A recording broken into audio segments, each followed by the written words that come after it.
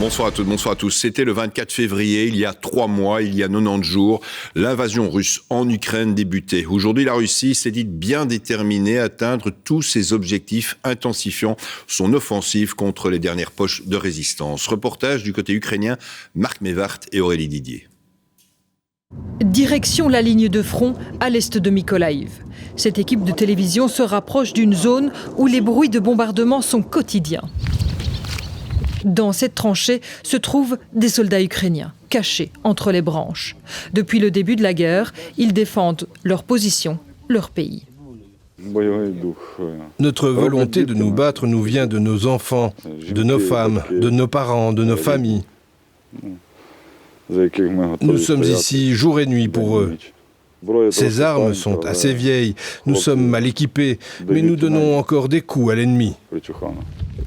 Ces dernières semaines, les Russes ont été repoussés de cette zone. Ils se trouvent désormais de l'autre côté du champ. Il y avait des équipements russes et des roquettes Grad, là. Il y avait 3 batteries dans chaque zone, 1, 2, 3. Notre artillerie les a détruites. Il n'y a probablement pas un seul vrai Ukrainien ou ami de l'Ukraine qui ne croit pas à notre victoire. Direction le village de Zelenigay, coincé entre les positions russes et ukrainiennes. Ici, le danger est quotidien. Nous ne savons pas où les roquettes vont tomber. On a l'impression qu'elles sont loin, mais ensuite elles frappent le jardin. C'est comme ça. La vie qui tient à un fil entre les bombes, dans une région où tout pourrait encore basculer entre Russes et Ukrainiens. Julien Pomarel, bonsoir. Merci d'être là. Je rappelle que vous êtes docteur en sciences politiques de l'ULB, professeur aussi à Oxford. Alors, est-ce qu'aujourd'hui, la Russie est en train de gagner cette guerre sur le terrain ? On voit que pour les Ukrainiens, ça devient très compliqué.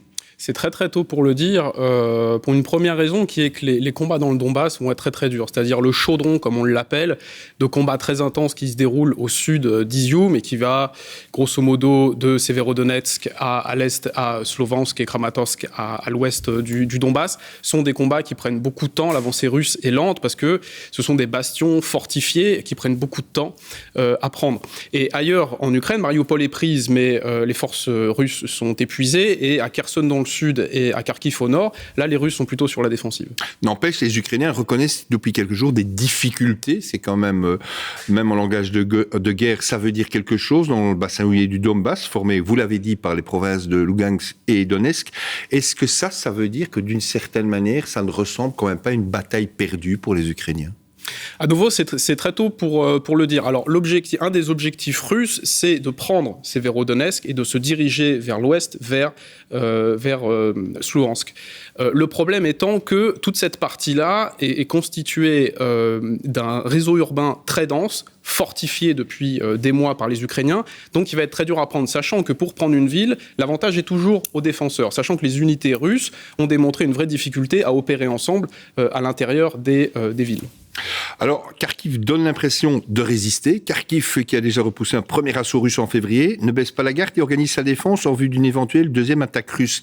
Est-ce qu'elle peut aussi, je repose la question, est-ce que les Ukrainiens peuvent résister face à une deuxième attaque russe ? Alors, pour Kharkiv, il faut vraiment remettre les choses dans le contexte. Le but des Russes, ça va pas être de prendre Kharkiv. Ils ont essayé, ça a échoué. Actuellement, ils n'ont pas les moyens matériels et humains de prendre Kharkiv. Il faut savoir que c'est plus de 2 fois et demi la taille de Mariupol. Mariupol qui est tombé au bout de 2 mois. Donc, Kharkiv, en fait, c'est une épine dans le pied de l'armée russe qui les empêche de redéployer leurs effectifs dans le Donbass. Et donc, l'objectif là pour les Ukrainiens, c'est de tenir le nord de la ville pour justement user les Russes le plus possible.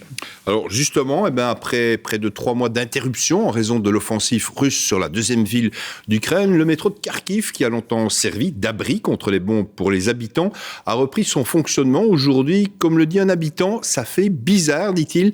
Des gens ont vécu ici pendant 3 mois et maintenant, on dirait un jour presque normal où l'on va au travail comme d'habitude. Cynthia Koskovic et Pascal Bustamante.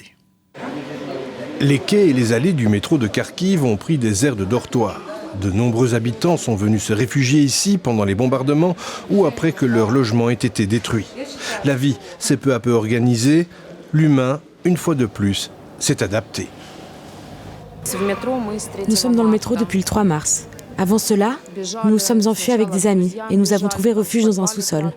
Ensuite, nous sommes venus ici parce que c'est plus sûr. Le plus important pour nous, c'était que c'est paisible ici.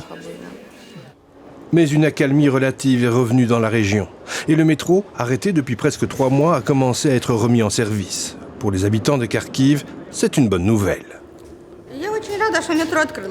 Je suis très contente que le métro soit rouvert. C'est juste génial. Le métro, c'est sûr et rapide. Je rêvais de me rendre à l'université, au centre-ville en métro. Mais pour les résidents, cela signifie un nouveau déménagement. Les employés de la station de métro nous ont dit de partir et c'était aux nouvelles. Le maire Terekov a déclaré que les rames de métro fonctionneront à nouveau. Les réfugiés du métro sont inquiets. Pour la plupart d'entre eux, leur logement a été détruit et de temps en temps, des grondements se font encore entendre. Eh bien, regardez là-bas. Il y a de la fumée au-dessus de l'est de la ville. Il y a encore des bombardements. La reprise d'une vie normale pour les citoyens de Kharkiv est un signe de victoire pour l'Ukraine. Cela signifie que, comme à Kiev, l'armée russe a été repoussée suffisamment loin. Mais le sort de la guerre est changeant et celle-ci n'est pas encore terminée, loin s'en faut. Julien Pomarette, on vient de le voir, les habitants d'Ukraine, parlons un peu maintenant donc à présent des Russes. Poutine reste un homme populaire, on le sait en Russie. La population qui le conteste reste faible en nombre ou pas? Ou est-ce qu'elle grandit, cette population? Est-ce que l'opposition à Poutine grandit? Mesurer la popularité de Vladimir Poutine dans un régime qui muselle complètement la presse, c'est très compliqué à dire. Le plus objectivable, on va dire, c'est le niveau de propagande et de répression qui est absolument incroyable. Et de ce point de vue-là, la peur, effectivement, empêche les gens, dissuade les gens de manifester. Il y a de moins en moins de manifestations, elles sont de plus en plus compliquées à organiser.